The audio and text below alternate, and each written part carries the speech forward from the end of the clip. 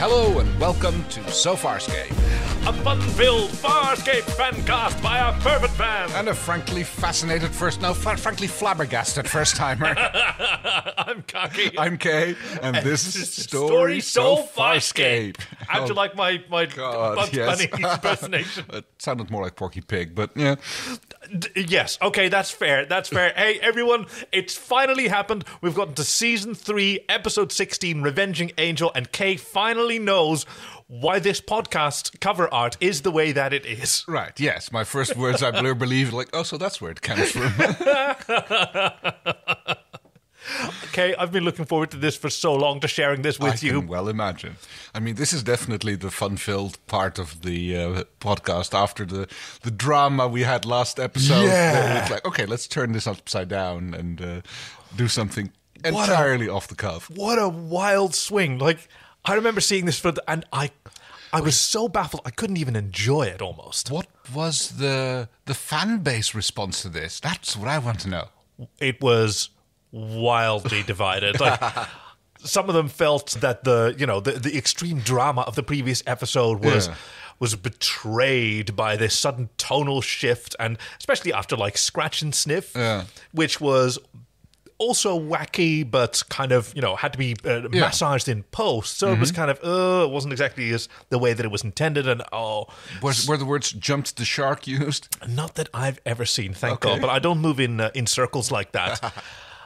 And then there's also, I mean, it's genre defying. It's expectation breaking. It's so bold, and it still kind of works. It does, yes. So did we say the name of the episode yet? So yes. Oh, yes. You did. Revenging Angel. Yes. In which... Let's see what our listeners had to say about this. I cannot wait. Oh, very lot, This yes. is going to take a while. All right, here we go. Lion King be Prepared.mpg. Thank you, Bostitch. Yes, Bostitch has had that in there for, I think, 2.5 years. Wow. As soon as I opened this form, our friend Bostitch was in like a shot. Okay. Things are literally starting to go Looney Tunes for the gang on Moya. Nuff said. Thank you, Kevin Veighey. Farscape makes Looney Tunes when Dargo puts Crichton in a coma over a disagreement. Much slapstick comedy to come as Crichton dreams about how to handle Dargo. Thank you, Billy Roberts. Ew. In this episode of Frooney Tunes, yes, reference to Ricky Manning, a.k.a. Froonium, over on Twitter. A ship threatens everyone, a character takes a long nap, and it turns out that Tentaclēs, very good, even has the little accent over the E, the Tentaclēs has 9 lives. Is revenge a dish best served with slapstick? Asked MatthewB. What's up, Dargo? Be very, very quiet. I'm hunting Ooman. Because you know what's better than a wabbit? Ooman. I thought Ooman. I did. Kill the Ooman. I did. Well, I guess that's all, folks. Thank you, Vixter. Okay, so that's a little bit of Porky Pig. That's a little bit of... Tweety. It kind of went all over the place. Awesome. Who Framed Roger Rabbit meets Baywatch when a natural-born loser starts fantasizing? Thanks, Lucy. Oh, she paid attention. Ooh, and self-destruct spinning blades and 16-ton weights. It's human season in this rabbit-brained caper with the Acme Corporation getting a new client. Elaborately painted wormholes and Tentaclēs getting run over by USS Enterprise, NCC 701, no bloody A, B, C, or D. Thank you, Tonks. Oh, excellent. Meep, meep. Buckets, bear traps, and banana peels can't keep Wild E-Car Dargo away from our Roadrunner. A Gene Roddenberryan surprise guest star as the least bizarre occurrence on this loony adventure of betrayal and forgiveness. Oh, thanks, Adam T. Actually bringing us back around. Yes, I mean, that kind of sums it up. I guess that was it. That's the story so far. No, wait. I mean, we all focus on the cartoon, right? On the cartoon aspect, because that's wild. And so this time around, my memory is all over the place for this episode, whether I liked it or not. And even while watching it again, it was kind of tricky because it is such a wild tonal shift. And does it completely mesh? Does it fit with our expectations? It goes sort of all over the place. But it's got this core of dead seriousness. Right? Same with a Scratch and Sniff. Very, very deep down, it is dead serious. And then all this zaniness is wrapped around that that core, there's this conflict between John and Dargo. Yes, but that conflict only exists in John's mind. So here's where I'm appreciating a lot more.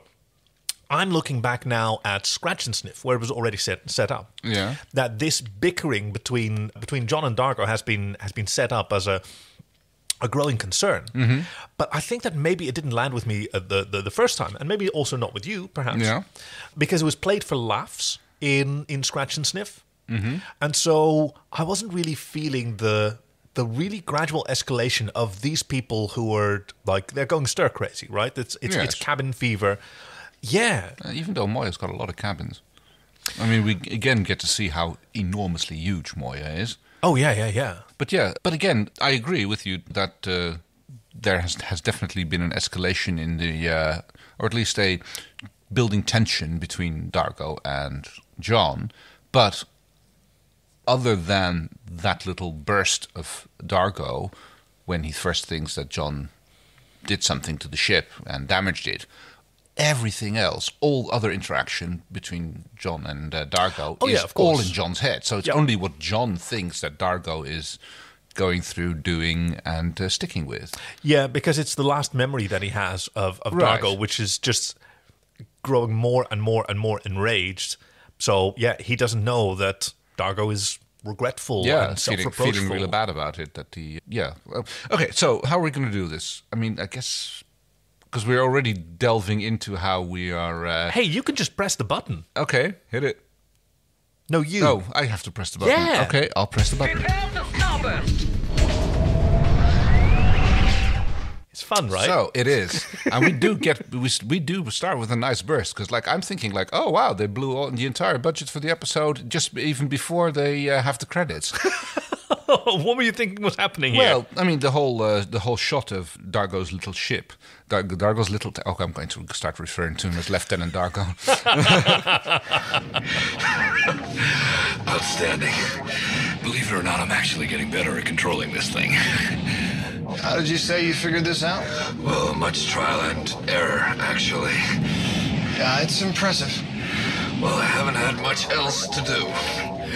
Yes, the growler, as the crew called that's it. cute. Yes, you've got the prowler and the growler. Yes, this unnamed mysterious ship that which turns out to be Luxon. Yeah, right. Yeah. That we haven't had a name for, that was sort of brought on board on Dargo's insistence back at the Commerce Station. 303 Sons and Lovers, I think that was 302 even. But yeah, we open with the ship going like, having a little fly around, and I'm going like, oh, this looks nice. Dargo's apparently like trying to learn hover control, showing off to John. Control is generous. Yeah, but I mean, he's like, it's basically when he's trying to learn how to fly a helicopter. Like first, like they take you up there, and then the hardest part is now try to fly it and keep it steady close to the ground. And just like, because then every mistake you show, when you're up in the air, high up in the air, you don't like see or feel every wobble. Right. The trick is being able to do that close to the ground. Basically, hover taxiing, that's the hardest part of flying a helicopter. It sort of reminds me of a dream that I had in my teenage years, which is when I realized that I probably needed to get some creative outlet or something to let this out of my brain. And in this remarkable dream, I was riding my bike to the local swimming pool and about to turn into the small car park, but the small car park was already occupied by Darth Vader and a bunch of stormtroopers and 2 TIE fighters. And I grabbed one of the TIE fighters, I climbed inside, but I could only control it very poorly, so I could only get it to hover just a little bit above the ground, and like the sort of side wing panel was scraping over the ground and throwing sparks all around, and Darth Vader chased me on a moped. Okay. With his cape billowing behind him. An image that haunts me still. But yes, that's kind of the level of control that Dargo has, and he's very, very pleased. Yes, because apparently it's the 4th time that he's been able to do this, but something goes wrong. It takes time to learn to fly. I know you've been practicing on the ground. Hang on! Controls go haywire, the ship bumps into the deck, and I'm sitting there going, oh, it's going to take the DRDs a few days to buff the dents out of the decks against. That'll buff out. Dargo is immediately incensed at John because he's furious. Yes, I've done this 4 times before and not a problem, and now you're on board and everything goes wrong and you must have done something. And while he's ranting, because John goes between, like, apologizing and then standing his ground and then saying that he actually didn't do anything.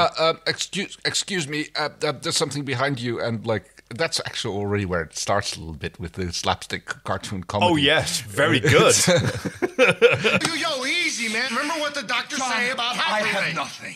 Nothing. I have no wife, no son, no home, nothing. I have been forced to manufacture distractions in order to live. That ship is all I have. Sabotage my thrilling ship. You don't know this yet at this point, but it's that typical, like, him standing there slightly wide out, like, going, like, no, you read. There's something. It's behind you. There's something actually important going on. I'm not trying to distract you here. And Dargo's not having any of it. But. No, but he's already moved on to, like, really bearing his soul. Because he says, I have nothing. Yeah. You know, I have no lover, I have no child, I keep having to manufacture distractions for myself, and you're ruining them for, like, this is the sort of tiny little thread that he's hanging on to. Yes, being able to work on the ship. Yeah.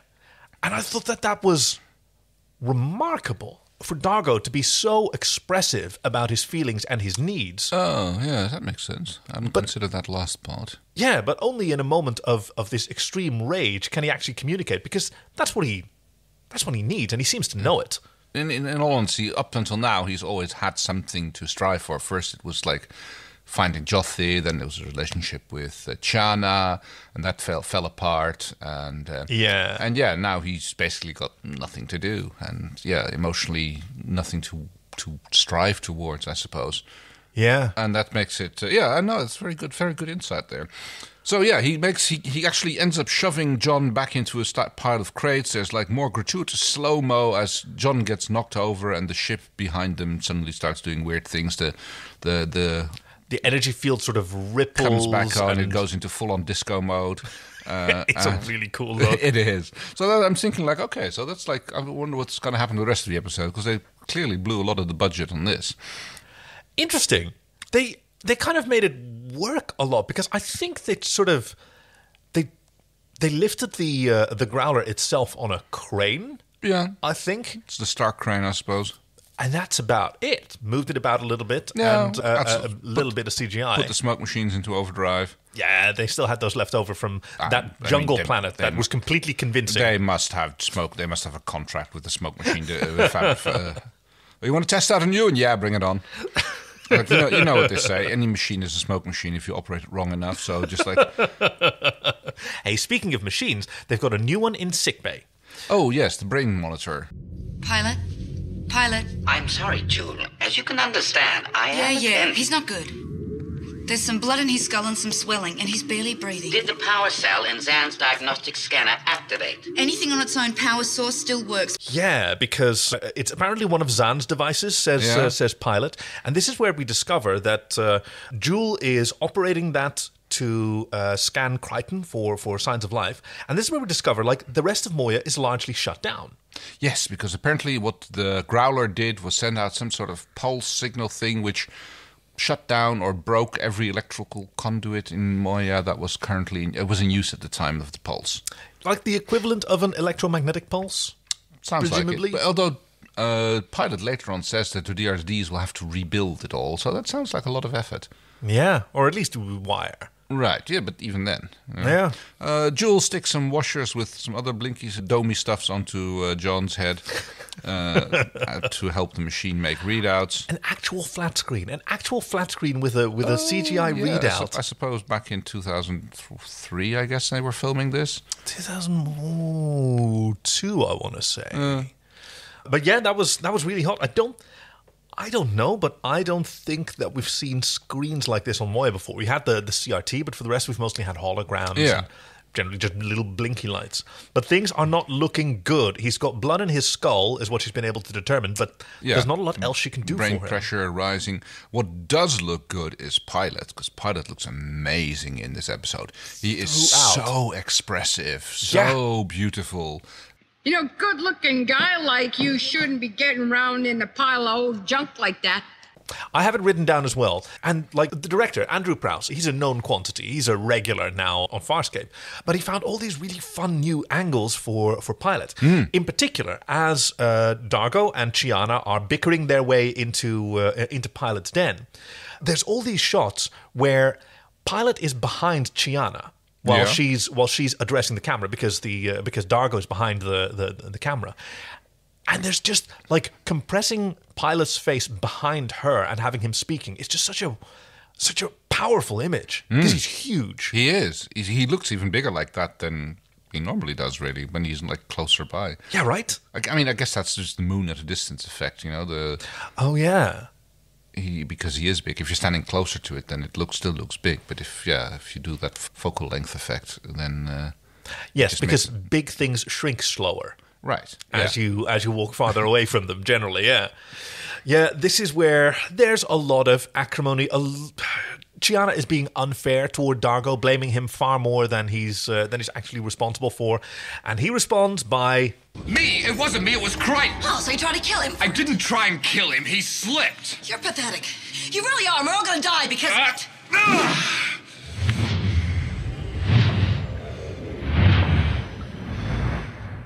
Tossing his sword. Yes, he throws the toys out of the pram, or basically... like any teenager.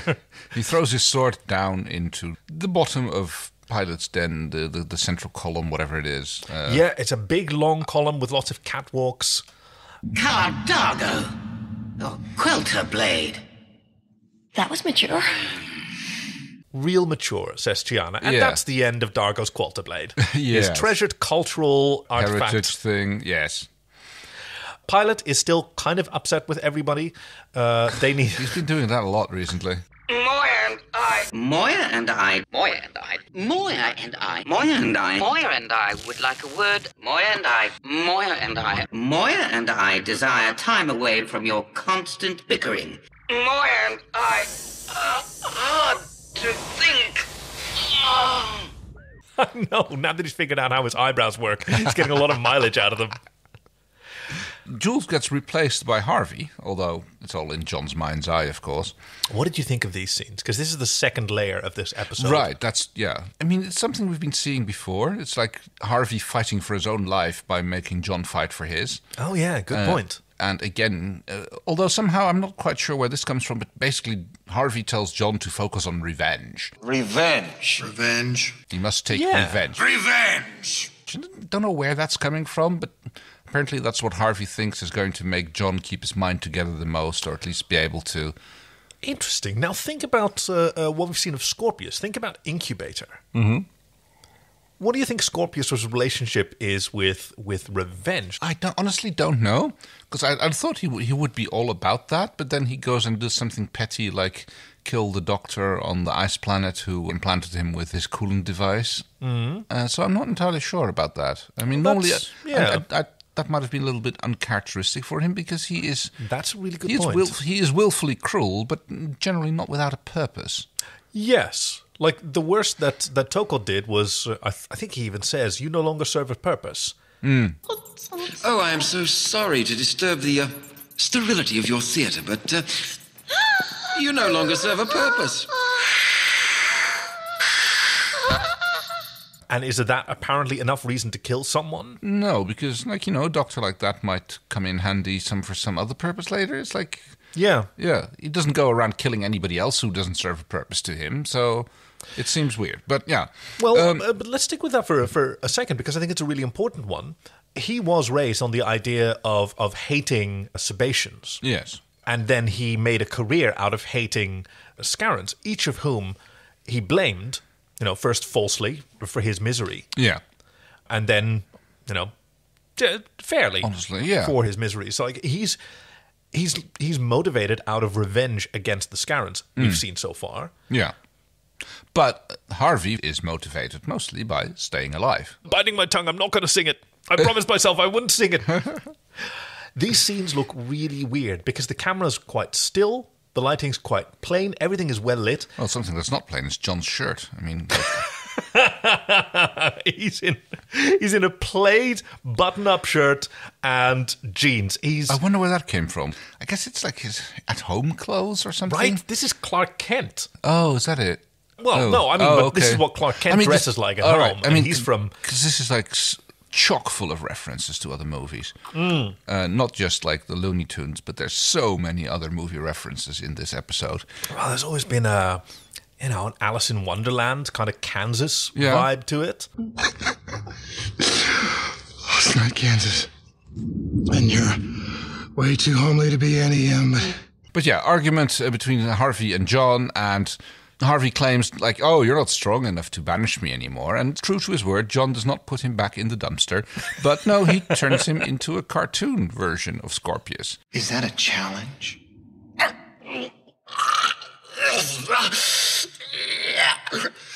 How did you...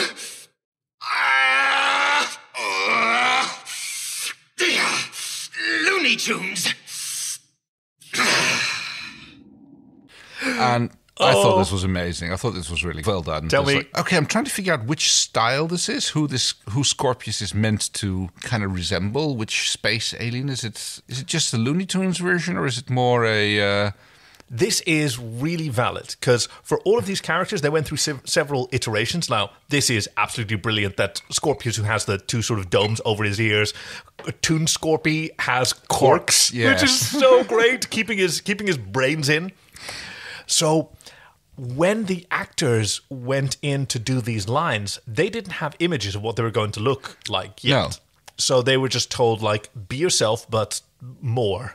Yeah, try to be a cartoon version of yourself. And then much, much later, the animation came in, because this was... that's how you do it. Yep. You always record the lines first, and then you make the animation fit, because it's so much easier getting the mouths to line up with existing lines and sound better the other way around. And then they line it up with the audio, and they realize that is not nearly enough. It needs to be much, much more. Everybody back into the booth. Yeah. Back into the booth. And they went through a bunch of these iterations to figure out the style that they wanted. And Chuck Jones of Looney Tunes fames was a huge inspiration to David Kemper and Andrew Prowse, who consider themselves like scholars on the sort of Looney Tunes generation of art. So that's definitely what they were going for. You can see a lot of like Yosemite Sam in Dargo in particular. And the Farscape visual companion for season 3, it doesn't have much of an entry on this episode. No. Instead, it refers to, please move to the chapter Script to Screen, where you can get like a multi-page expose about the process of bringing this to life. Oh. Because one of the reasons that they were able to, and don't go too far in that book. I'm taking a little bit of a risk. That's why I'm just looking at it. You can go like 2 or 3 pages, I think. Okay, yeah, okay. They found out that they actually had a connection to an animation house. Guy Gross, the excellent composer since season 2, his parents run Yoram Gross Animation Studios, the largest animation studio in Oceania. I think that's the right term.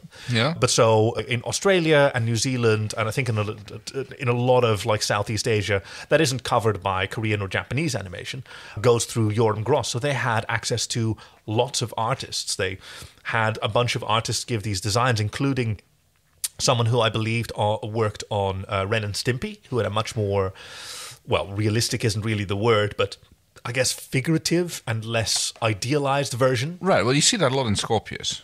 Especially Scorp. That's why I was like trying to figure like what style it was in that. He's got that Stimpy mania, doesn't he? Yes. With John as the Roadrunner and Dargo as the coyote, but he acts more like Yosemite Sam, but what he does is more coyote. So you know what I mean? Wily Dargo. Yeah. Not that wily, but yeah. So while Scorpius is advocating for revenge... Take revenge, John! Cal L. Crichton drops a 16-ton weight on him, or 10,000. 1,000 tons, yes. Brilliantly integrated into the scene. Some significant compositing was done here that the studio... Oh, I forget what the... Animal Logic. Animal Logic had to turn out in no time flat, because this came together at really the last minute. There were days to go before the episode aired when some of these animations came back. Yeah, it was really tricky, but it was a lot of fun for the creators. Because like David Kemper, he had wanted this since like a Human Reaction or Won't Get Fooled Again, like around that time. realizing just how wild Farscape could get. And they realized they couldn't do both Won't Get Fooled Again and, a cartoon episode in the same year. So they were really glad that they had the opportunity to come back and do that later. Because they really do a lot of good mixing of live acting and animation. Yeah. Not quite on Who Framed Roger Rabbit level, but the scene with the pencil was pretty damn good. Yeah. And it's a really weird kind of juxtaposition because the scene's on that second layer, and the animation is the third layer, right? And the second layer, which is John's headspace, they're really plain. Everything's overlit. You see far fewer shadows. The camera isn't moving much. It looks like a movie set. But it's a good look for Pilot. The lit from above a little bit with his dome shining. He's got lights coming from the top and lights coming from the bottom, and you can actually see the back of his den. It's a good look for him. It really shows off what an amazing amount of detail there is on that puppet. Oh, agreed. My favorite look for Pilot was probably in Farscape Undressed, the sort of documentary where we saw him. Yeah. Pilot, we're on TV. Oh, I can't remember what you wanted me to say. Which was just filmed with video cameras, and when he appeared there, he looked so real. Sup, dude? How you doing? You're dying. Yeah, Dargo tried to kill me. Perhaps an overstatement. Well, same net result. Is he an enemy you wish to harm? Oh, man, I don't even know why we're fighting. John has an argument with Pilot about what to do. Pilot advises him to just let it lie, I believe. Run away. Moya and I find it advantageous to avoid confrontation by aggressing. Run away. Aggression feeds on opportunity. Remove yourself as a target, and the pursuer will eventually tire. Run away. So I wrote it down because I really wanted to follow what everyone advises. Yeah. Scorpius advises revenge. Revenge. Pilot advises running away. Let me see. Jewel advises reason. Chiana advises outsmarting him. Yeah. Erin doesn't advise anything so much. Just sort of looks really, really, really great. Oh, hey, speaking of... No Rigel, I just realized in this episode. Yes. This is one of very, very few episodes that doesn't feature Rigel. At all. Yeah. And I think, if my memory serves, it is the last episode that doesn't feature Rigel at all. Okay. When he could have featured. I just realized that as I was saying it, wait, but no, it's still Farscape. Anything can happen. Yes. And there's also a little exchange here. A scene starts between Jewel and Dargo. Jewel is also in the growler with him. Oh, yes. Are you sure that noise means we're going to explode? What if it's just a... Softcore overload. It's like it wants us to shut it down, but I don't know how. Not much happens here except they annoy one another, or she annoys him, or he is annoyed by her. And yeah, she's a little bit shifty, and we find out later why. Back in John's brain, he is running. This is where it starts. After Pilot advises him to run, I suppose. Yep. He actually starts running. From his imaginary Dargo, who's already acting a little bit. Because he still thinks that Dargo is after him. He jumps into the Farscape module, and that's when it starts getting interesting. I love that it starts in the sort of fantasy world where that's when it first starts insane, because Dargo puts on a backpack rocket with Osme written on the side of it. Yes. Like Acme, but then in Australia. Yeah. Or Oz. Well, yeah. Oh, yeah, good point. Yes. And yeah, there's a little bit of blast off, and then suddenly we are now in cartoon world. It's like the Batmobile's exhaust. I love it. First, it's just a little fan of smoke, and then flame, which kind of wafts more up than back. And then we have the rocket jockey, green-shirted John Crichton on his moped Farscape module, just like in our cover art. Horn on it. Little honking horn. And at this point, I want to give a shout out to my very good friend and fantastic artist, Claudia Schmidt, who, when we were about to launch So Farscape, I tried a bunch of different cover art things, and one of them was going to be this beautiful shot of Moya, and we're going to have a very a gothic kind of font, and that wasn't quite it. And I sort of honed in on this episode, but all the screen caps are a little bit low resolution because it all came off of video and it was very interlaced and I couldn't get a good one. I was really stressing out. And we were working together on a book that she was writing. She's drawn the series Myre, M-Y-R-E, excellent graphic novels that I was helping her with. And she dropped what she was doing and she drew it for me. She redrew Crichton the Rocket Jockey. So, yes, all credit to Claudia Schmidt, who redrew this beautiful image of him flying around on his moped. On his little module, Farscape yeah. moped. Yeah. Mopule. No. They had a lot of trouble working out Crichton's cartoon design. Okay, yeah, I can see that. Because Scorpius already looks like a cartoon anyway, and Dargo... Scorpius you can just make to a caricature. Yeah. Yeah. So what do you do with Crichton? Well, that's the problem. Yeah, he's the most human. He is human, so you have to find a human look for him. Yeah. And Dargo looks like a cross between mostly Yosemite Sam and a little bit of of course the hair kind of goes that way. The hair, the dark eyes, the mustaches. Yep. And there is a surprisingly large amount of Roadrunner cartoon reenactment going on. In various spaces, and I can see why you'd be in two minds over this, because none of that really furthers the plot anymore. It's funny, it's extremely well done, but it just basically it's minutes and minutes long about just the conflict that Dargo has in John's mind. Sorry. Yeah. Which is totally valid, but I've also been looking at it now as like the gunfights and the chase sequences in the previous two part of that, which is what's Infinite Possibilities. Yeah, they don't move the plot ahead; they're just spectacular and delightful to watch. Yes, and so because I agree with what you're saying. Like, it doesn't feel like it advances anything, but it's spectacle and it's delight and it gives you pleasure as a viewer, and that's also kind of valid. Is what I'm feeling now that I'm coming back to it again. Come on, man, chill before somebody gets hurt. Well, any guesses who? Runt.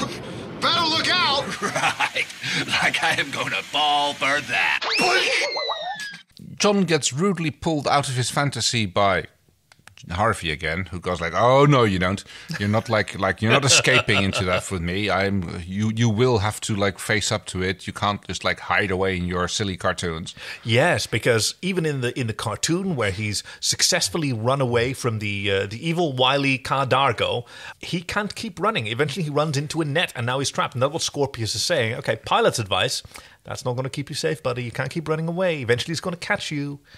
Which, now, I don't know if you caught that, but every time that Dargo catches him, he flatlines. Oh, and that's what we're seeing on the sort of monitor screen. A bit flatter, I suppose. Yeah. Yeah. So all of these are L's. They're just losses for Crichton, and that's why now we have Scorpius leaning over Crichton, peeling open its eyelids and staring in, which is a wild shot. It's like massive amount of fisheye lensing going on there. It looks fantastic. Yeah, it really brings out Scorpius's let's call it menacingness, I suppose. Is a good word for it. I mean, he looks like a piranha right up against the glass. Oh, and dropping back down to the first layer, God, this sort of feels like Existence. Jewel is with Pilot.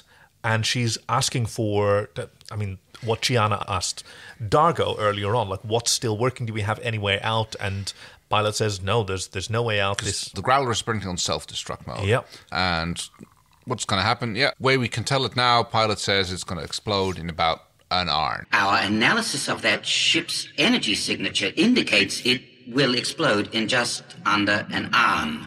Under an hour? And she goes, like an iron. I was like, just estimating. He's really calm. And she asks, so are we all going to die? And Pilot says, oh, Moya and I, definitely. However, I may have a way to save you.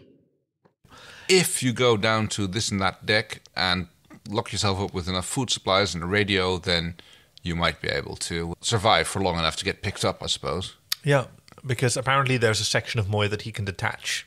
Yes, eject, jettison, cargo compartment. And that can seal itself. Yeah, I was sitting there thinking, why don't you just starburst to a nearby planet? And I go, oh no, wait, all the systems are fried because of that initial pulse, so that's not going to work. Yeah. I really felt for Jewel here, because she's still a young woman. Just like Chiana in her first confrontation with the risk of death. Yes, Chiana, however, has become a little bit more battle-hardened, and she is now very much like in charge, doing things, getting things done, keeping things moving. really taking a lot of the Zahn role, I suppose, in that regard. Right? Yeah. Because Zahn's gone and Jules there now, and so I sort of feel that, I felt that as an older brother, that once I realized that there's this kid who actually needs me to pay attention to them, then suddenly, like, I aged 2 years and I grew 6 inches. It's when you're not the newest guy in the company anymore. It's like you're not the newest guy on the team anymore. Oh, yeah. When they put you in charge of training a new person, then suddenly, yeah, your voice just drops. And your other docking port descends. Your mivons just drop, yes. So she's with Dargo, trying to figure out what to do about this ship. Which turns out to have a voice control command unit. Yeah. But it speaks Ancient Luxon. What'd you say? Just something Luxon. My grandfather used to say it all the time. Hey, what are you doing? I'm not quite sure, but I think that is a Luxon symbol for spoken word. You can read that? Which he doesn't, because he's not Ancient Luxon. Now, I often bristle at this idea of planetary monocultures. Yeah. Right? If this was like an old Earth boat, it could have been a Viking longboat, or it could have been a Chinese vessel, or an Egyptian vessel, and it could have been inscribed with all of these languages that we have no idea about. No. Well, even the ones that are spoken today. Like, I can't speak Navajo. A bunch of people speak Navajo, or Finnish for that matter. But yeah, even Latin, you know. You might, if you're Italian, you might be able to make something of it, but... Yeah, as a European, you stand a little bit of a chance. Yeah, you're going to recognize a few things. But yes, that's definitely a thing. What's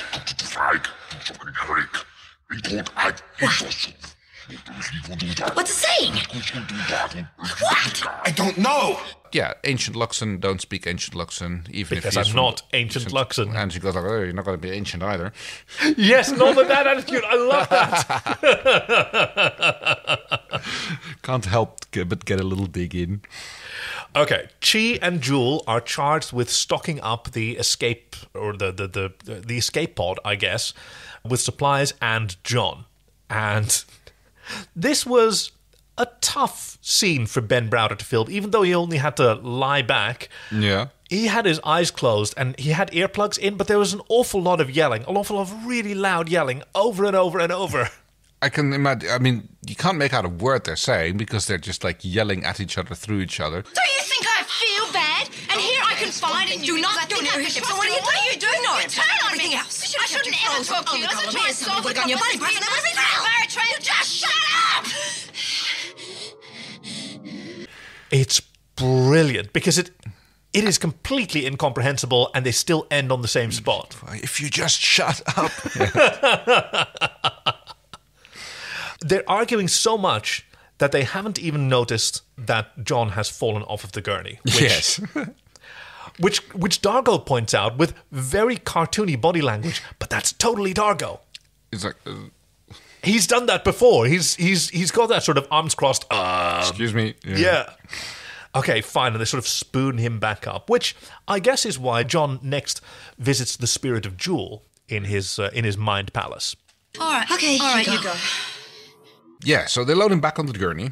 Well, hold on. Oh. We're with Head Jewel now, his imaginary version of Jewel. Oh, yes, because, yeah, it just took me a little while I was watching the episode to, like, realize that, when he's wearing the lumberjack shirt, it's still only in his head. And you kind of tend to forget that a little bit from time to time. Because we're so used to John being the focus of these episodes. I'm an astronaut and I'm okay. I fly all night and I slip into coma all day.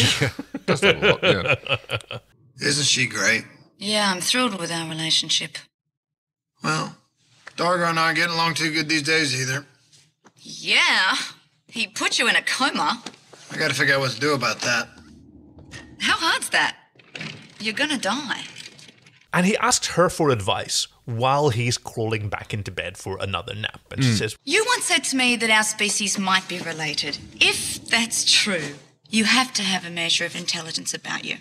Which means you can reason. So you must have some brains. Yeah. So reason with him, because... Conflicts for barbarians. He's been paying attention to Jewel. Like, if this is his imaginary version of Jewel, I think he's spot on. I think it's a little bit of a shame that Jewel doesn't get a cartoon version, does she? No, she doesn't. That is a shame. Yeah. They could have had really fun. I wonder if she'd be like Ariel or like Ursula from Little Mermaid. Yes. No, because she's got the sort of the multiple widow's peaks. I see what you mean. Yeah. That could have been a fun look. But when he goes to sleep, the actual Jewel goes to confess to Dargo. Despite Chiana telling her again and again, don't do this, he's got enough on his mind, don't tell him, I don't care what you think. And she confesses that she thinks it's her fault. She was in there earlier. But he already knows, because he found a lock of her hair in the controls. And he has another angry conniption. Why were you ruining this? Yeah. Are you going to kill me? I've already hurt Crichton today. That's enough. I didn't mean to cause any of this. Well, what did you mean? I mean, what were you doing in here? And she goes like, well, I was like trying to get a little closer to you. Maybe I could help you. Maybe I could share this with you. What did you think about this? I thought that was very touching. I mean, she's clearly trying to not make amends. It's not like, but find inroads to the rest of the crew. She's trying to find her place, and she's trying to do that by connecting to the various people on various levels. I know that I can be difficult, that no one wants to spend time with me. You're someone who I like, and I know that since the problems with your son and Chiana, you've preferred to be alone. In here, I just thought, if this is so important to you, then maybe if I learn a little about it, we might have something to talk about. She was clearly trying to do that with Dargo here. Showing an interest in something they like. Yeah. Yeah. I really like that. And the way that she expresses it as well, that she makes it clear to Dargo that she wanted his respect. That was the only thing that she wanted. She didn't want to ruin anything for him or gain anything for herself. She likes him. Yeah. And she wanted him to respect her. And, I mean, she's a very intelligent woman, so, I mean, there's been a good chance for her to be able to figure something out about the ship, so... Yeah, I'm sure her sort of academic ego wouldn't have minded being able to show off. Exactly. Speaking of showing off. Well, okay, so I'll have to admit here, like, John saunters to the corridors, and we see a shot from behind of a lady. And behind is the word. Wow. And I first thought it was Chiana. Oh, interesting. Because of the paleness of the skin, but it's just a battered... At first I thought it was Chiana. Because it's a cartoon figure, so right. Yeah, who's it going to be? Exactly. But no, it turns out to be Erin. She looked great. Huh. Is this the best you could do? I miss you. Obviously. Where are my clothes? Wearing almost nothing. Well... She's got this sort of... It's a gi, I suppose, in... Peacekeeper colours.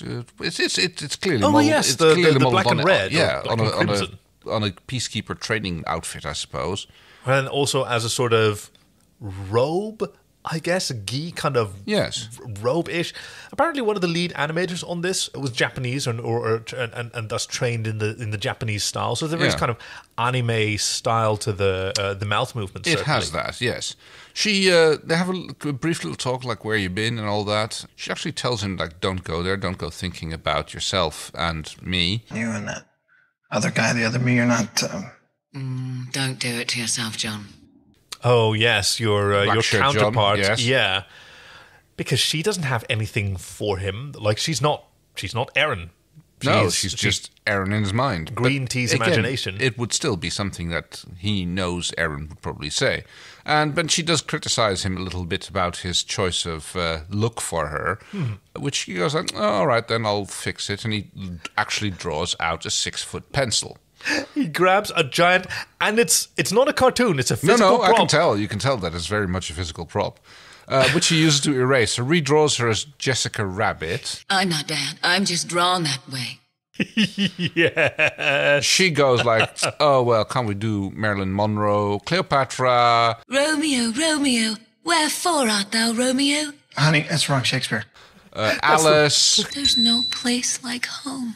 Margaret Thatcher? Just say. No. Nancy Reagan. Close just enough. Say no. Same difference.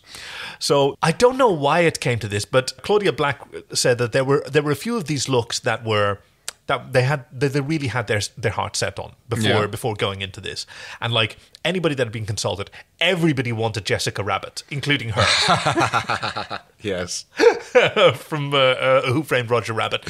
But like apparently for some of the rest, David Kemper sent an email blast to literally everyone who worked on Farscape saying, okay, just name some characters that a cartoon Aaron could appear as. Quick, go. We've got 20 minutes.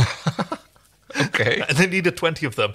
And yeah, that included apparently like Dorothy Gale and Cleopatra from The Wrong Shakespeare and Nancy Reagan from the Just Say No anti-drug campaign that, spoiler alert, did not work and was an utter waste of taxpayer money and law enforcement effort and lots of people's lives. We would like to congratulate drugs on winning the war on drugs. I don't necessarily know that I'd like to go that far, but we could, for example, congratulate Portugal. Yes. Right? On their successful, significant reduction of drug addiction and abuse. Because they treat it as a social problem, not as a criminal problem. As a public health issue, which is what it is. I do like the final version that they settle on for a cartoon Aaron. There's a good boy. Thank you. How is that different from her original? Okay, she's got her hair pulled back. She had her hair pulled back and her originally. Her waist still is tiny as well. It's more of a top rather than a gi, but it does look. Oh yes, this is her too short jacket buttoned between the boobs. But it is a more martial look, and it's a look that she's definitely had. Absolutely, she's rocked that too small jacket with one. Meanwhile, in John's mind, we have more cartoon shenanigans. Wily Caldargo painting wormholes on rocks and the standard shenanigans of John being able to fly through them and Dargo having to run into them. Yeah, and this time he's actually able to run through the wormhole until he gets splattered against the front of the USS Enterprise. No Flying bloody A, B, C, D, or E. Oh, do you know what I absolutely loved? When it goes into warp, it's a sort of warp effect from Star Trek: The Motion Picture. Seen once, never again, with those specific streaks. Oh, okay. It warmed my little Trekkie heart. They had to pick something. In the end of the chase, Dargo knocks John out again, and he re-wakes on layer 2 by... I thought this was amazing. Harvey in scrubs, basically shocking Dr. him. Harvey. Yes, with the heart cattle prods to bring him back out of it again. And then a bucket of water, so we get... Again, there's a lot of cartoonesque overtones even in live action scenes. I know, he's covered in water and he has to shake out his head. And spit it out. But even here, as funny and wild as it is, Harvey is saying, okay, reason didn't work either. Because he did try it. He did try and talk things out with Dargo in the cartoon world, so that's not going to work either.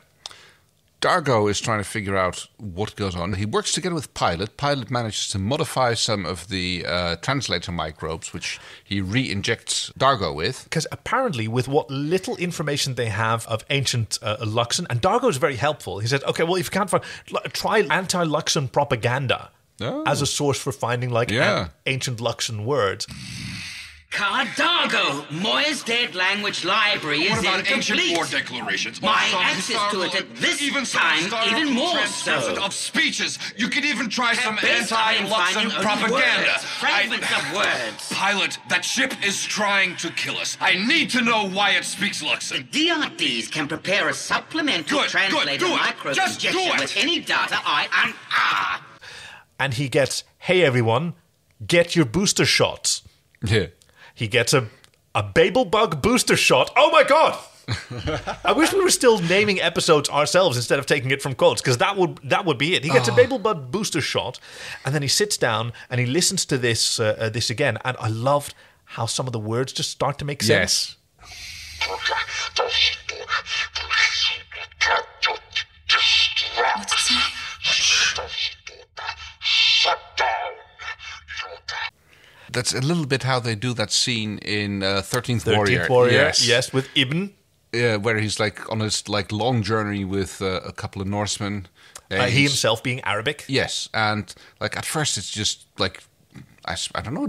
What did they use? Did they actually use I know that at least one of Nordish the actors is Norwegian, so they might have been using modern Norwegian, but I don't know for sure. I just know that the actor who played Vewwy is. As the scenes progress and the campfire, more and more words in the sentences become. He hears the word horse, and he blah hears blah blah blah. Jarvik's horse, and and he starts coming to that. Very well done, and that's kind of what happens here as well. That's how people used to learn languages. Well, you go with a trading caravan, you pay attention around the fire, and eventually, you hear some words. I've been noticing that with, the Russian invasion of Ukraine, and we have friends in Ukraine, and they send us updates, which includes videos that are sometimes untranslated, but just hearing someone repeating a word in a sentence makes it clear what they're talking about. Then you can identify it, bull for pain, I think that was, or suffering. Yeah. Anyway, sorry. He's able to identify some words, namely that this ship needs essentially a friend or foe token. Identifier. Yeah. It turns out it's a Luxon ship, and you have to basically be able to identify yourself as a Luxon, otherwise it's going to blow up.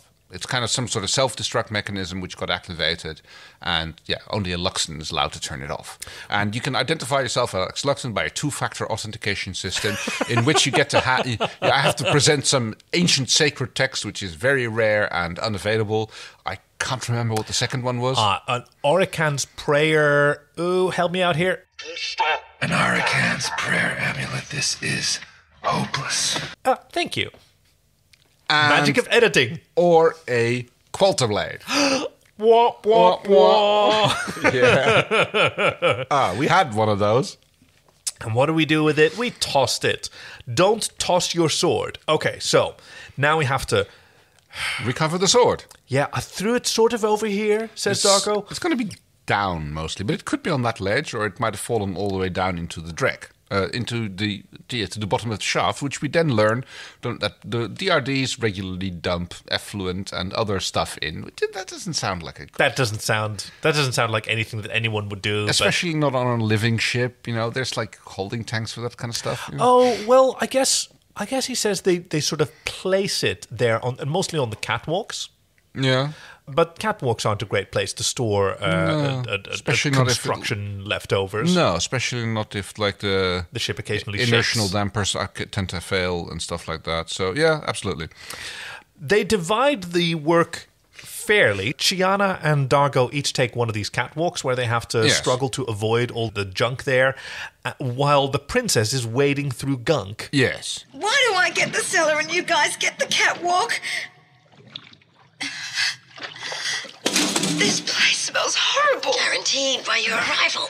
Suck now. Tiana. What do you want, Dargo? What, I should bottle it up and become a Luxon? Showing a little bit of self-restraint wouldn't hurt.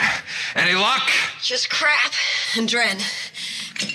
I wonder if these are the same sort of... It looks a little bit granules blue and sparkly, the orbs.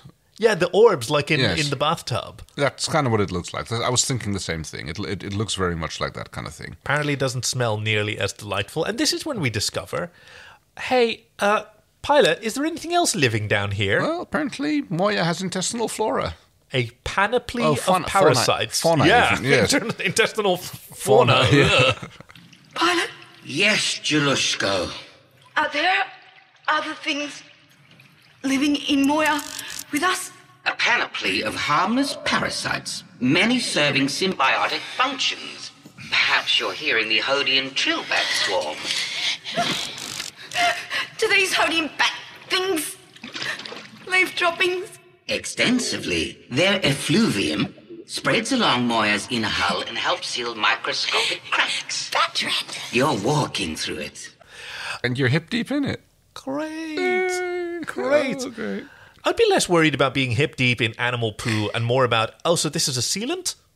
Oh, yeah, very good point. That's not good for me, or... Well, maybe it only reacts with Leviathan skin. Oh, that's possible.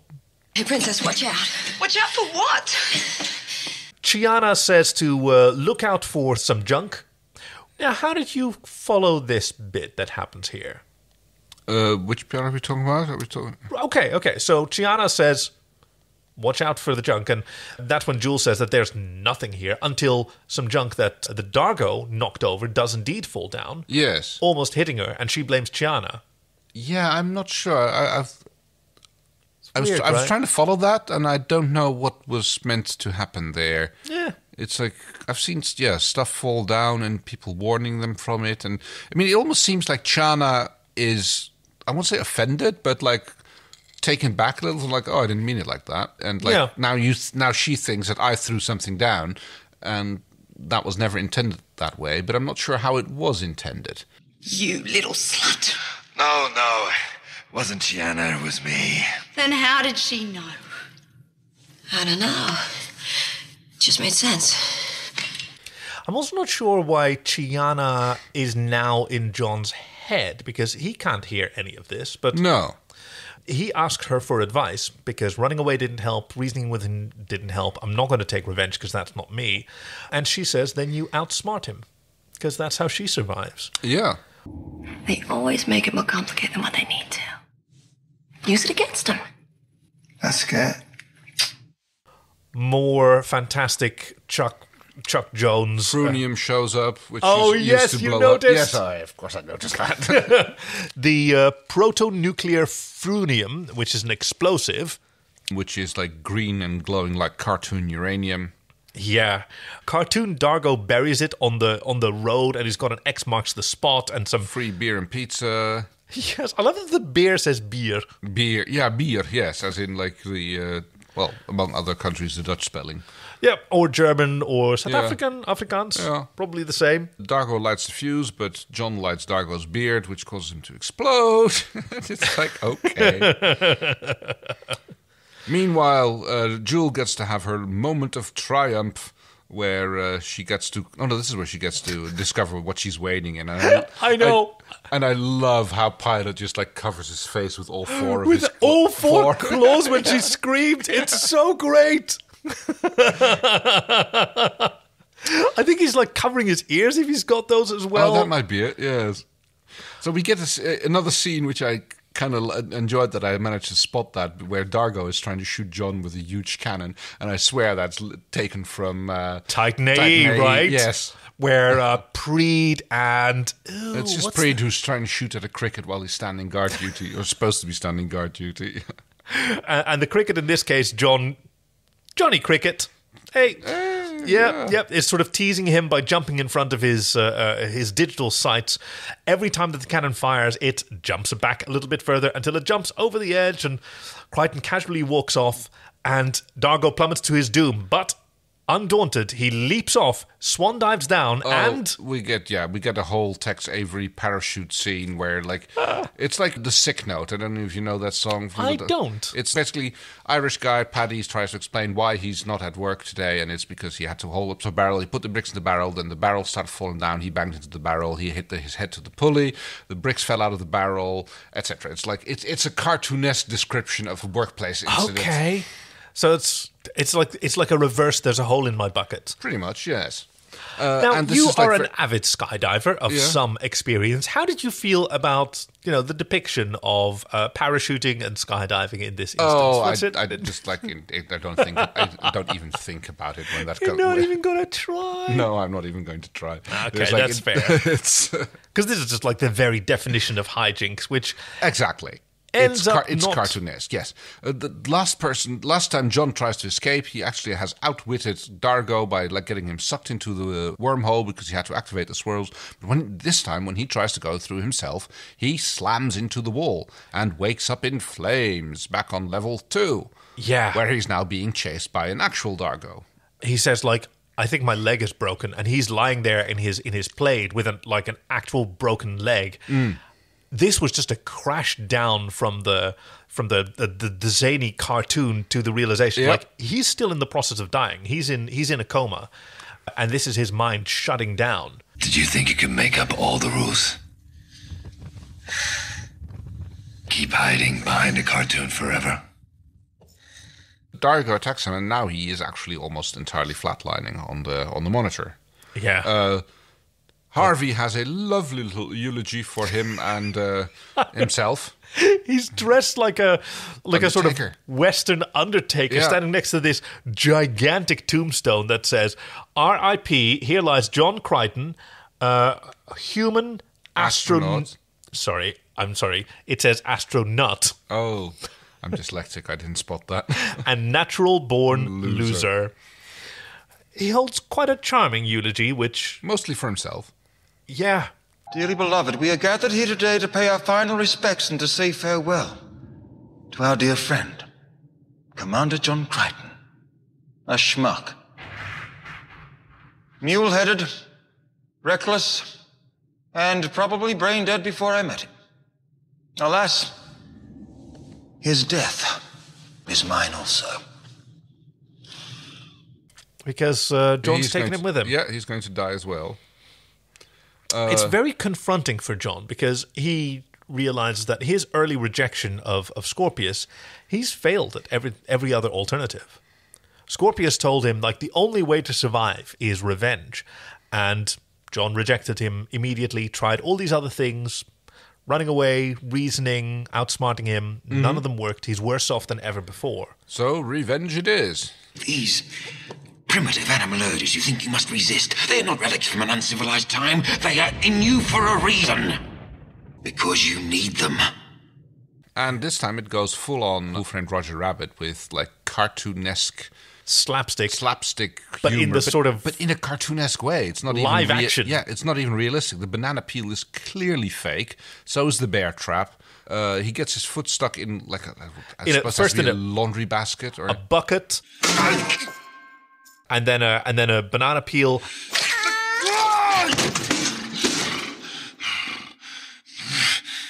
I loved this. Because there is a moment where he takes 2 more steps. Dargo is walking across this catwalk, first into the bucket, then the banana peel, and then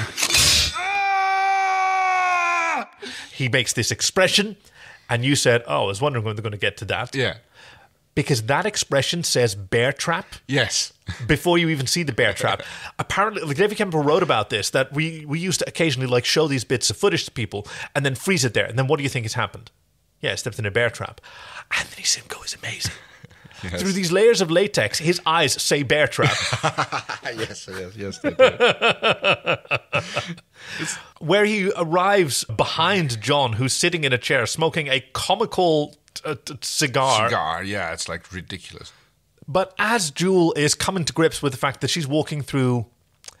Hey, nature. That's it. Everybody guanos. She gets a panic attack. She tries to run away. She stumbles down. Oh, she falls down even further. I thought it was going to be a trash compactor scene since they were doing so many different references to other sci-fi shows and other things. The trash compactor from Star Wars. Oh, I'm going to tell you something, Kay. I've got to tell you something that's going to blow your mind. I do another podcast with my friend Greg called Rebel Air, where he's showing me Star Wars Rebels. And one of our listeners there has told me something amazing. That creature in the trash compactor scene in Star Wars, the original Star Wars, features in a short story collection, an anthology of short stories, which is canon. Which is told from the perspective of that creature. That creature called a Dianaga, I think. Uh-huh. And in this short story, that is a sentient but non-verbal species of Force users. And this creature, while our heroes are wading through it, detected the presence of another Force user. And it only wraps its tentacle around Luke's leg because it wants to make a connection with someone to communicate with him so that they can escape together. Yeah, that's the only reason that it pulls him under. Okay, but he's too stupid, you see. To realize and too inept in the Force. And I mean, I always wondered, like, how does that get on the Death Star? They must have, like, intentionally put it there. That's the only way you get something like that on a... I mean, what's the weirdest animal that is stowed away on a ship? We all know about, like, ship rats and everything, but I'm sure that there's some ship out there that just had a full-grown kangaroo that nobody knew about. And then you discover it. Part, but yes. And why is there a kangaroo on this ship? Yeah, man. I just showed up one day. They blow in on the easterlies. Yeah, that's drop bears. Anyway. But after she drops, she finds... the sword, the Coulter blade. Much success, much elatement. There's a little bit confusion of where do we put it? Like, I have it. What am I going to do with it? I love this scene as she and Dargo are running through. They keep throwing it up in the air behind them for each other to catch. Yes. It's so cool. And, it turns out, there's a slot for you to stick your thingy in, Dargo. Yes. No, stick your thingy in the ship slot. Now the Growler has a shift stick.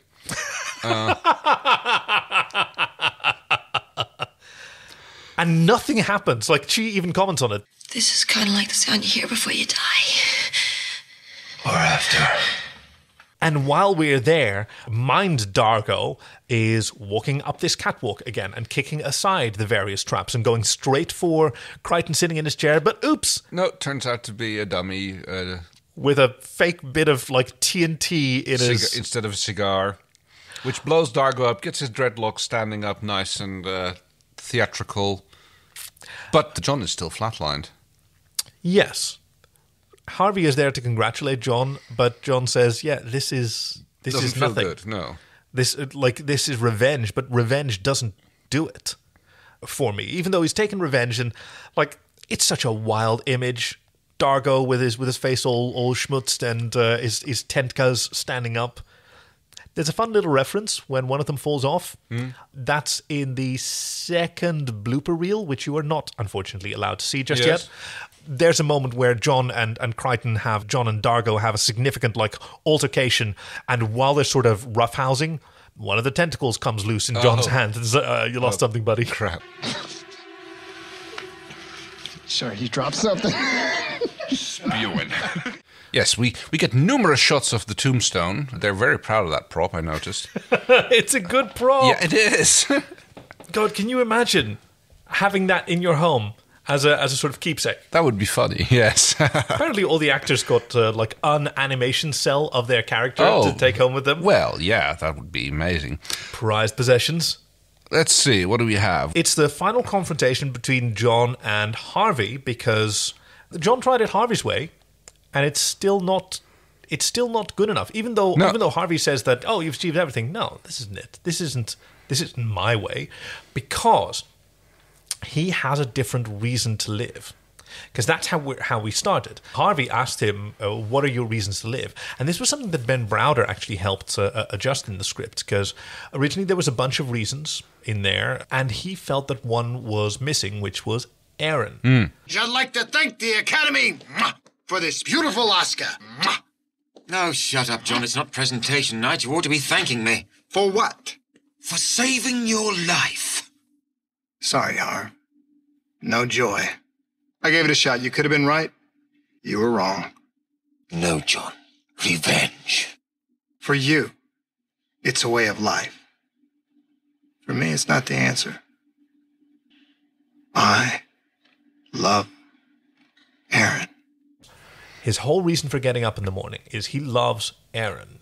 Even this John, who knows that she's gallivanting around the universe with some other version of him. With other John, yeah. Yeah. That's going to be some interesting tension we'll see in future episodes. Really? Well, I can't imagine not. If you say so. Pokerface.jpg.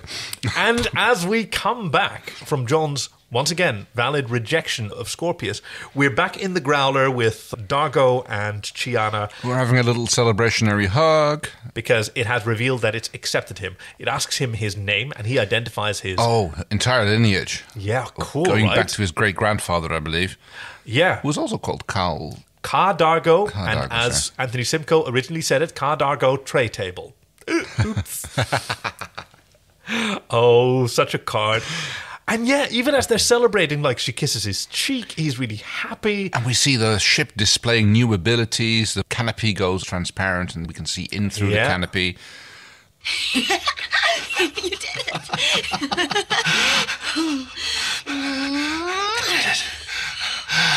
I did it. Hey, guys. And what we have here is suddenly John wearing a toga, or at least one of Moya's skin flakes, which I suppose it is. It's a good look for him. It is. And he's just like, hey, what's going on? And I think something's on fire. And what's his... Yeah. Oh, hey, the lights are out. Shouldn't we? And then he falls back. And this is the last bit of cartoonesque. Because he just does the straight plank falling over backwards. I know. But this isn't even in his mind palace anymore. This is the real world. So he just banged his head real... Like, when someone faints, they fall forward. Because that's how bodies move. That's how legs buckle, right? You fall forward. In defense, he's standing on a ramp. So it's worse, you're saying. He hits his head even worse. Yes. So totally. Now that he has bleeding in his brain and he's slightly recovered, he has an opportunity for an even worse concussion. Yes. Great. Hey, guys. The lights are all out. Maybe we should call someone? Now that the crisis is averted, peace returns to Moya. I love the scene between Jewel and Chana, who seem to be a little bit friendlier towards each other. Yeah. Now, it's interesting that their relationship didn't really evolve. Chiana gave really harsh advice, which Jewel ignored. But I think she kind of respects that. I think she kind of respects people bucking advice and succeeding anyway, because that's her. Yeah. So Jewel's sort of showing off, I ignored your advice and I did what I was going to do anyway. And it worked out because Dargo... Yeah, exactly. Yeah. And Dargo's going to take me out on the first ride with in the growler. And she's not... I could have imagined Chi being furious, but she's not. No, she likes that in someone. Yeah. And she's they're having this cute little argument about this purple stuff and how it really stains Jewel's arm. She looks like she's been having intimate relationships with a cow in the veterinary sense of the word. It reminded me of, what's his name in The Abyss, the James Cameron film, where early on in the film, he reaches into a chemical toilet, and for the rest of the episode, he has a blue hand in the film. And I love how Chana goes, well, at least it doesn't smell bad. And Jewel looks in, what do you mean? It smells horrible. Oh, sorry. I mean, lucky for me, we don't share quarters. Yeah. Actually, I interpreted that in first as as just a species difference. You know, that Chana doesn't smell it or doesn't smell unpleasant to her, whereas to Jewel it smells horrible, which seems to make sense. Yes, yes. Because Nabari, we've already seen, have very different senses than everyone else. You saw that when Moya was split and the light didn't bother her, but the sound sure did. Yeah. I thought you said this red light hurt your head. It does. Well, not to me. And then John, having put on a spacesuit and having a bit of a sulk outside on Moya. Yeah, because the danger or Dargo's attack hasn't been resolved, and Dargo's the one who reaches out to him on the comms Crichton, I know you're out there. If you won't talk to me, can you? At least just listen. And he begs for forgiveness, and he opens up again, he admits his weaknesses, but he does something very, very Luxon, which has been a through line for this episode, and he says, aggression against an ally entitles retribution. You want to take a swing at me? That's how Luxons do things. Punch it out and good friends. Again. Yeah, it's something that he would want, and it's just beautiful because John's sitting out on Moya's skin, looking out at the stars in his spacesuit, and Dargo's sitting alone in one of the portals, and I think it's kind of cool that how John then floats down to come look at Dargo, and Dargo doesn't notice that, and Dargo thinks he's still talking just on the radio, but John is actually there with him, even though they're separated by the glass and he's in his spacesuit on the outside. But John becomes very reassuring and, forgiving, I suppose, towards Dargo. That's it. Because that's John's solution. Yeah. Harvey said revenge, Pilot said run away, Chiana said outsmart him, Jewel said reason with him. John doesn't do any of those things. He forgives him. There's nothing that would ever make me take revenge on you. And when Dargo asks him about, okay, so what did you see when you were dead, basically? I couldn't possibly explain it to you. And it's so cool because I can imagine that to Dargo it comes off as a bit it's like you wouldn't understand. But no, there's so much cultural baggage. Exactly. It would take hours of explaining and it would still not make any sense to him. Because you have to have grown up with Saturday morning cartoons. Yes, otherwise you would not be able to grasp that. To understand why that matters and why that makes sense and how that's a way to express complex ideas and deal with violence in a way that you can handle, because that's part of what those cartoons do. They show us this slapstick violence, and they help us to sort of understand harm in a way that's safe because it's funny. Yeah. And even then he looks back over his shoulder and he sees, instead of the starscape outside, he sees this asteroid-ish type landscape that all those cartoon hijinks took place on. Oh, yes, very good. And the ships were, And they put their hands up against it. I mean, it's not even glass, I don't think. This sort of electrical crackle. Oh, yeah. It's a force field, and there's nothing you could do that would make me want to take revenge. Yeah. What a wonderful sort of gift and lesson to give. Right? Because, I mean, Dargo is an emotionally mature person, but he has a lot to learn as well. And Crichton very specifically saying, there's no harm that you can do to me that I won't forgive. Like, that's a beautiful thing to end on. And normally you would press a button here, but I think we're going to have a different sound effect for this one. I've only got the 4, and we've used 2 already. That's what I said. Like, normally the one we usually now push is like not the right sound. And I notice how they kind of use it, the water, and then it cuts off into the regular. Yeah. And it does not end with that's all, folks. But you kind of. I know. I was waiting for it, and it didn't happen. No, we're gonna have to. I love it too much. I love it too much. She gives me a Woody. She gives you the willies. Oh, I want to know. You got a lot to pick one. Oh, I've got several written down. Hit me. Okay, my first.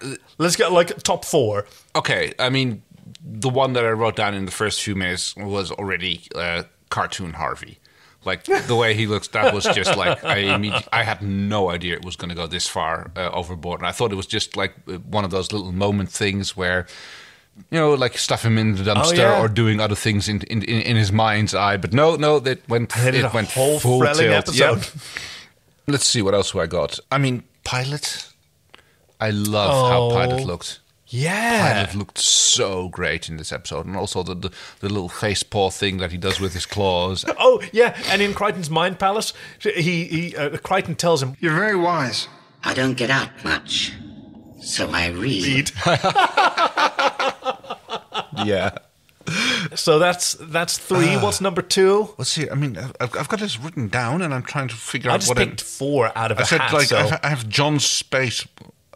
John Space I've got here. Well, he's out in space, isn't he? I know. I'm not quite sure. Have you finally come around to John floating in space being actually a cool-looking effect on Farscape? It did look very good this time. Right? Yeah, it did look very good. I'll say maybe that's why I wrote it down like that, because he the way he's floating outside. No, that is in fact what I meant with John Space.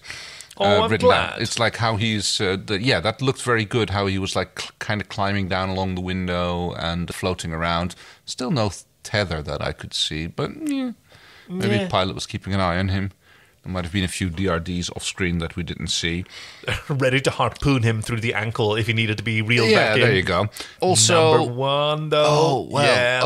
Yeah. I'm not sure if that the 4th one. I'm not sure. I'll tell you which one the actual number 1 is going to be later. I would say Erin's cartoon depiction. I loved her sassiness, and it was a little bit Genie-esque, as in played by... I Dream of Jeannie. No. I meant more like from Aladdin, as Robin Williams, with the transformation sequence where he goes through like a whole bunch of different characters. That's what that reminded me of most. Cosmic wisdom in an itty-bitty living space. Right, and then doing all these impersonations of people, and then the animators having to roll with that. Because that's what they did for that show. He was just standing in the booth doing Robin Williams. Yeah. And then they just went like, okay, we can animate that. That's... No, I think it actually has to go to Pilot. Yes. Oh, God, he's covering his eyes with his claws. But also how he looked and how expressive he was. That's like not just that, but yeah. Getting those nice close-ups on his face, the sort of red uplighting of alert, and his real sort of wisdom and patience as he's explaining, this is dire straits, we're going to die, and I'm going to take care of you. Yeah, well, I'm going to do what I can for you. Willies, that's going to be very difficult. You don't have to spare anyone's feelings. Everybody knows it was a silly episode. And some of the props, like the banana peel or the cigar. But that was intended to look... Yes, that's exactly. The whole point. So, I mean, if it didn't work for you, that's totally fine. No. It doesn't have to work for everyone. Ooh. I think that some of the cartoon the Wile E. Coyote stuff went on a little bit too long. It's like it seemed like a bit filler-esque, but we share a Willy in this regard. Unconventional move, but that's my Willy as well. Not every moment of and like Chuck Jones's slapstick comedy is brilliant, and they had people working on here who had worked on like Animaniacs and a consulting artist who was I struggle to name all the credits that I saw in the book, but it's brilliant, and yet also you come into Farscape with other expectations, and it's great to have them dashed, but they're still there. It didn't bother me as being un-Farscape-esque. I would have more put it down to a matter of pacing and choice rather than being like, oh, this is so out of tune with Farscape, but like I can't abide by it. It didn't feel like that at all. It was more like certain bits of the cartoon animation it maybe went on a little bit too long. The bit with the cannon and the parachute, right? It was over and over again, and I wonder if they'd done it like one more round, that it would have done that thing where it becomes unfunny, and then its unfunniness it becomes funny again. Yeah, maybe. And okay, so you're Woody. The music. Oh, Guy Gross put his heart and soul into all of this, the sort of Looney Tunes, bongos and xylophones and blah, blah, blah, and all of these little sound effects. They all fit. There was a through line of music, like the way he was talking about it in the interviews. Normally, he comes out of a recording session for an episode of Farscape and is on 10, sometimes 20 minutes worth of music, as in music to cover 10 or 20, and he'd come out of a whole day of recording with like 45 seconds, because that's how close his attention to detail was for this score, which is why he won an award from the it was like the Australian Guild of Composers. I'm saying it wrong, but like score, television scorers for excellence in animation scoring. Oh, how did this episode work out budget-wise? Nobody seems to want to talk about that. So I can only imagine it was an absolute disaster. It was a huge cost center that cost a fortune in the middle of a season that has not been cheap. It was a thrill ride. It's like it really put the fun into fun-filled Farscape. Yes. And that's the story so Farscape. Please join us in 2 weeks' time for episode 317 with The Choice, in which Erin goes on a voyage of emotional discovery following John's death. So they're still not bringing the crews together. Oh no. But hey, maybe this will be another fun one. I mean, she's just dealing with John's death. Yeah. She might be, and her mother might show up. It might be even more cartoony. Yeah, totally. I expect that they're really going to go They're going to have a lot of fun with it, I'm sure. And thank you for joining us on this fun-filled thrill ride through Farscape. You can hit us up on sofarscape.com/links, where you can submit your own synopses. And gosh, you came out in droves for this one, didn't you? I'm very proud of you. Support us on the Patreon, or suggest new fanfics. We're going to be reading some more fanfics next week. Looking forward to that. See you next week as we delve into the Tales of the Uncharted Territories. And for now, I'm Kaki. I'm Kay. So Farscape, so good. That's all, folks.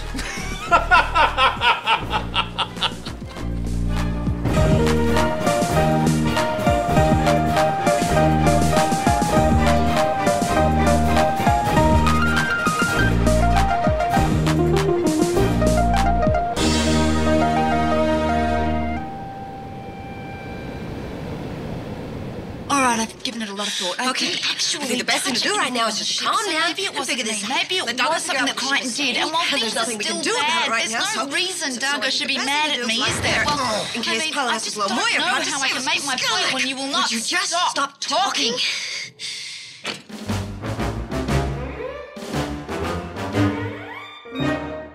That's all, folks.